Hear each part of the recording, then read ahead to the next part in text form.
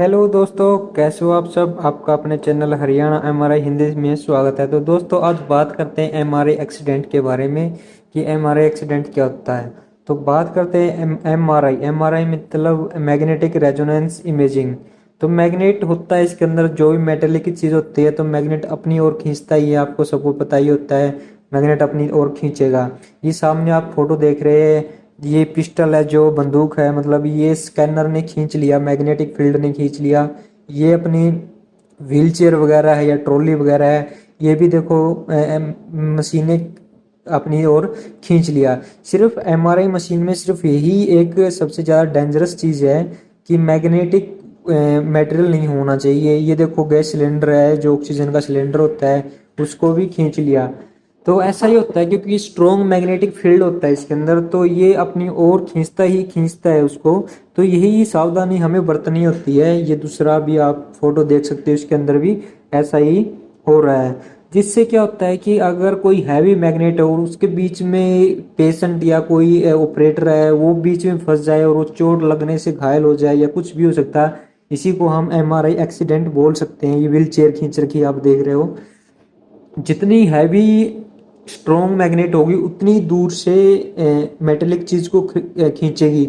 जैसे 1 point Tesla सुना होगा आपने, 1 पॉइंट टेस्ला मशीन है। तो 1 पॉइंट टेस्ला मशीन की जो मैग्नेटिक रेंज है वो 1.5 टेस्ला होती है, और उससे ऊपरी होती है 3 टेस्ला, 7 टेस्ला। ये देखो पूरे के पूरे जहाँ पे मैग्नेटिक है, ये सिलेंडर और सिलेंडर के बीच में पेशेंट फंस गया है। ये पेशेंट आपको दिख भी रहा है, पेशेंट फंस गया है। ये वार्ड बॉय इसको निकालने की कोशिश कर रहा है।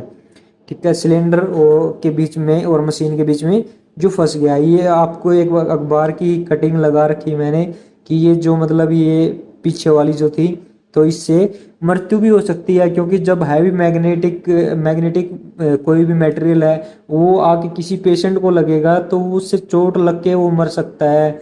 या एक पीछे कोई आया था कि ऑक्सीजन सिलेंडर ले गया साथ में पेशेंट, और ऑक्सीजन सिलेंडर फट गया। ऑक्सीजन सिलेंडर फटने की वजह से जहां पेशेंट को ऑक्सीजन सिलेंडर लगा था वहां से उसके अंदर ऑक्सीजन ही ऑक्सीजन भर गई, और उसकी वजह से पेशेंट मर गया। ये देखो, ये अपना हीरिंग जो इंस्ट्रूमेंट होता है, इसकी वजह से भी आर्टिफैक्ट आ सकते हैं। लेकिन ये छोटी चीज है, इससे चोट नहीं लगेगी पेशेंट को कोई।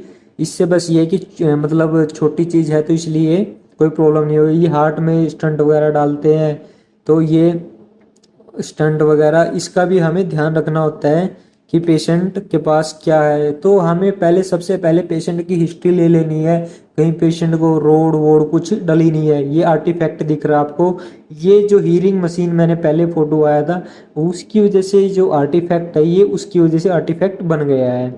ये मेटेलिक आर्टिफैक्ट है।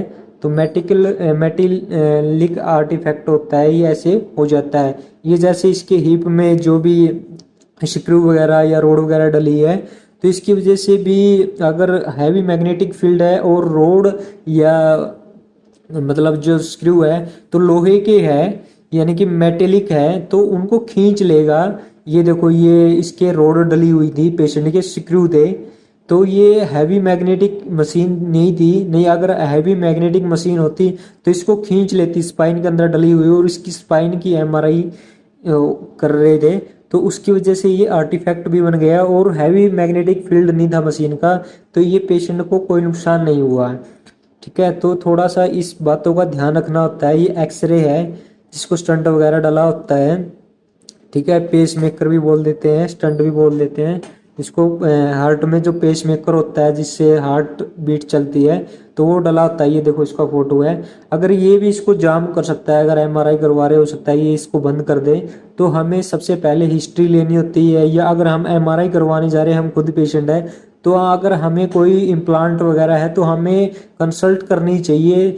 जो ऑपरेटर है, जो मशीन को ऑपरेट कर रहा है, उसको कंसल्ट करके उसको इन्फॉर्म कर देना चाहिए कि हमें ये प्रॉब्लम है और ये डला हुआ है। ये आर्टिफैक्ट दिख रहा है आपको जो कट रहा है, ये हीरिंग मशीन का आर्टिफैक्ट है।